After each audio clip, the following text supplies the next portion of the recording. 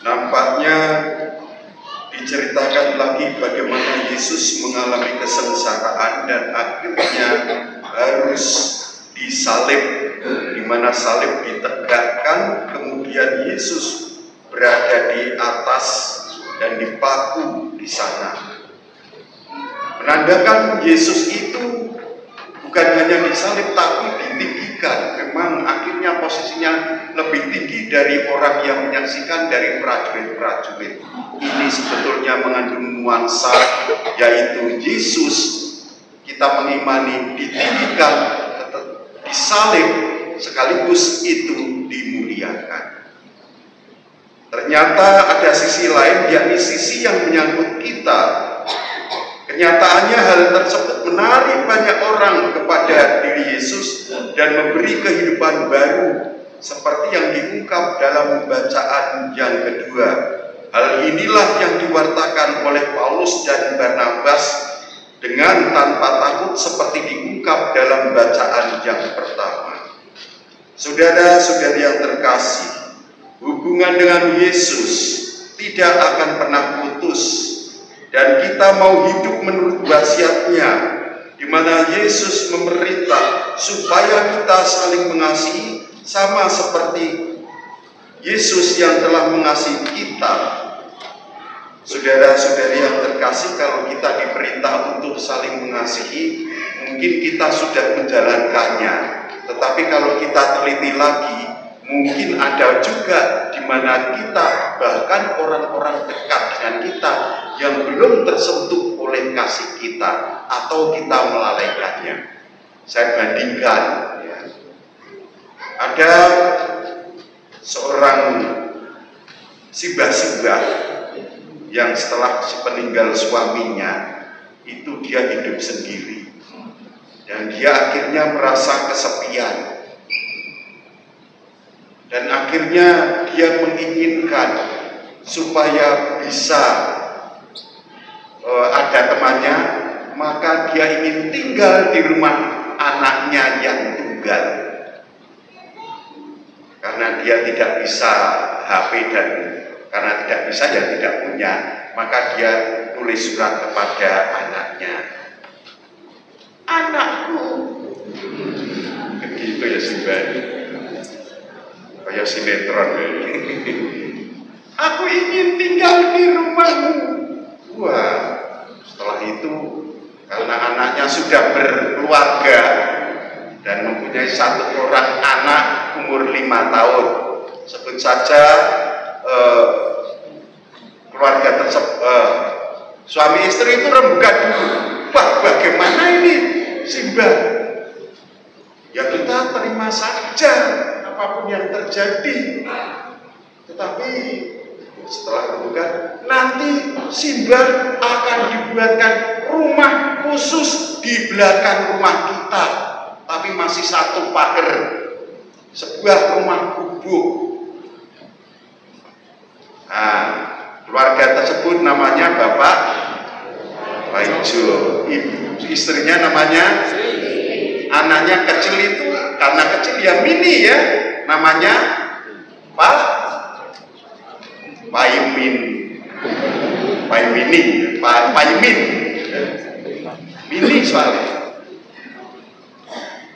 Nah, si anak tunggal tersebut punya pembantu, kemudian menyuruh pembantunya, pokoknya setiap hari ibu saya yang di belakang itu dikasih makan ya, dikasih makan sehari 3 kali. Rupa-rupanya anaknya tunggal itu, suaminya jarang ngecek ibu itu sudah makan atau belum. Kadang-kadang pembantunya juga lupa. Hari pertama, kedua, ketiga, dan seterusnya sehari diberi makan 3 kali. Kadang-kadang lupa, kadang sehari 2 kali. Kadang juga sampai 1 kali. Pernah juga tidak dikasih makan, sakit. Untung Simbah itu punya duit dikit, Suatu hari ketika kelaparan karena lupa tidak dikasih makan, dia ke pasar beli nasi semurah di Segopo ya, ketoro senengannya sego kucing nasi kucing sego kucing. Nah, beli nasi. Ketika di pasar dia jalan-jalan, kemudian karena sudah tidak dikasih makan, maka juga piringnya lupa juga tidak dikasih. Dia mikir, nah kalau saya nanti cuma bungkus ini, untuk seterusnya gimana? Dia melihat karena udah nggak ada piring lagi di gubuknya, dia melihat gatok. Nah ini dia untuk tempat makan saya. Batok itu dibawa pulang ke rumah, kemudian dicuci sampai bersih. Padahal tiba di pasar. Kemudian dia makan pakai batok itu. Cucunya karena masih kecil polos, itu pergi ke belakang melihat neneknya. Wah, neneknya sangat senang sekali dan melihat neneknya makan dengan pakai ajan tempat nasinya batok. Melihat itu, oh nenek ternyata pakai batok. Lalu suatu saat keluarga tersebut plesir rekreasi, tapi neneknya nggak diajak, nggak repot, mikirnya gitu. Ketika rekreasi di sebuah taman, anak kecil itu siapa namanya? Pak Iben melompat kalet atau kali kecil. Di tengah comberan di dalam kali itu dia melihat batok. Dia minta supaya bapaknya atau ibunya ngambil batok itu. Gak boleh, jijik, kemprok, itu kan jorok, nangis kejer. Pokoknya ambilkan. Lalu anak itu kemudian ngambil batok itu, kemudian dicuci sampai rumah. Orang tuanya penasaran, ngapain kamu nyuci batok itu? Bapaknya tanya, Pak Paijo, ini untuk kado ulang tahun Mami. Loh, mamamu dikasih kado batok? Iya, seperti nenek di belakang itu, makanya pakai batok. Kemudian maminya akhirnya tahu, dan anak kecil itu si Paimen itu cerita, mengapa ngadu batok? Karena ini sebuah penghargaan, sama seperti neneknya, maminya akan diberi hadiah batok. Mereka, Bapak Ibu, Pak Paijo dan Bu Sri nangis berbesmu. Cerita nira. Soal batok itu umum nggak dipakai untuk makan? Pernah nggak makan pakai batok? Loh, Islam toh, setiap hari makan pakai batok. Kalau saya pernah makan pakai batok, tapi namanya di warung, ngerti ya, soto batok. Saudara-saudari yang terkasih, tapi ini nggak umum ya. Tiap hari pasti kita pakai piring. Hanya kadang-kadang waktu khusus, terutama kalau makan soto pakai batok. Itu pun soto tidak terus semuanya pakai batok. Kebanyakan pakai mangkok. Mungkin nyeni gitu ya. Yang penting bukan batok, neng rasa sotonya, enaknya soto ini. Saudara-saudari yang terkasih, saya mau mengatakan, kadang-kadang dalam menghayati kasih, dalam melaksanakan kasih, kita menampilkan sesuatu kepada orang lain itu bahwa kita begitu penuh kasih. Bahkan orang-orang yang jauh dengan kita. Tetapi kadang-kadang kita terlupa akan keluarga sendiri, anggota keluarga sendiri. Orang yang paling dekat kadang-kadang kurang mendapatkan perhatian, kurang kurang mendapatkan kasih dari kita. Kepada orang lingkungan, kepada orang yang tidak kenal kita mungkin berpenampilan sebagai orang baik penuh kasih, tapi kita kadang harus jujur, anggota keluarga kita kadang kurang dikasih. Seperti contoh tadi. Saudara-saudara yang terkasih, marilah dengan ini kita semua semakin bisa menghayati kasih tanpa pandang bulu.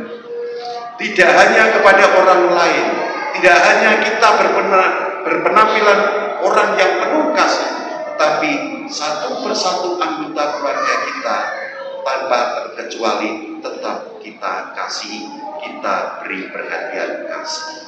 Marilah kita hening sejenak untuk meresapkan fakta sabda pada sore ini.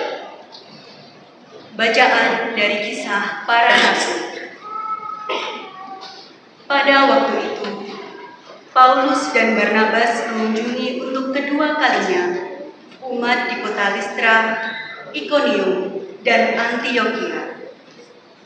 Di setiap tempat itu, mereka menguatkan hati umat dan menasihati mereka untuk bertekun dalam iman. Mereka pun mengatakan bahwa untuk masuk ke dalam kerajaan Allah, kita harus mengalami banyak sengsara. Di tiap-tiap jemaat, rasul-rasul itu menetapkan juga penatua-penatua bagi jemaat setempat. Dan setelah berdoa dan berpuasa, mereka menyerahkan para penatua itu kepada Tuhan yang adalah sumber kepercayaan mereka. Paulus dan Barnabas lalu menjelajah seluruh Pisidia dan tiba di wilayah Pamfilia. Di situ mereka memberitakan firman Allah di kota Perga, lalu pergi ke Atalia di pesisir laut. Dari situ mereka berlayar ke kota Antiokhia. Di tempat itulah mereka dahulu diserahkan kepada karunia Allah untuk memulai pekerjaan yang kini telah mereka selesaikan. Setibanya di Antiokhia, mereka memanggil jemaat berkumpul, lalu menceritakan segala sesuatu yang dilakukan Allah dengan perantaraan mereka. Ternyata Allah telah membuka pintu iman bagi bangsa-bangsa lain. Demikianlah sabda Tuhan.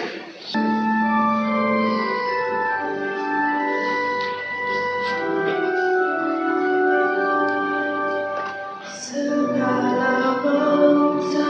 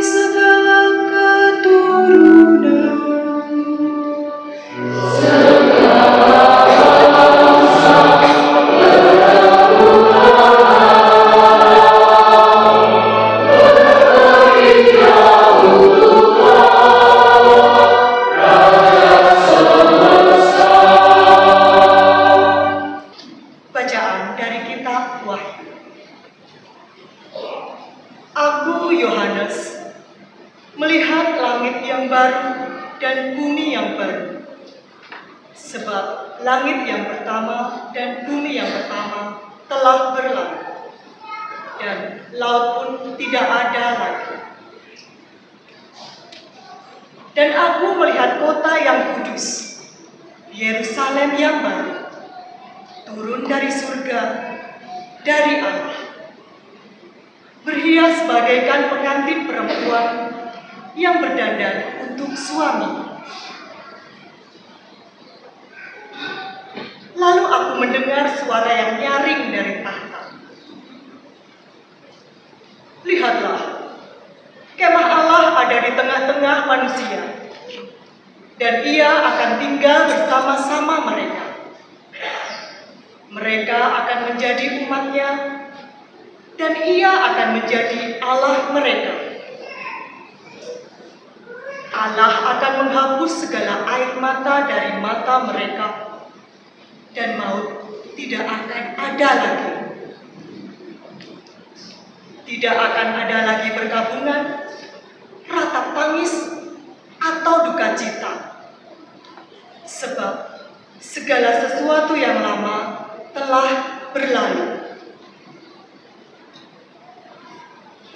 Ia yang duduk di atas tahta itu berkata,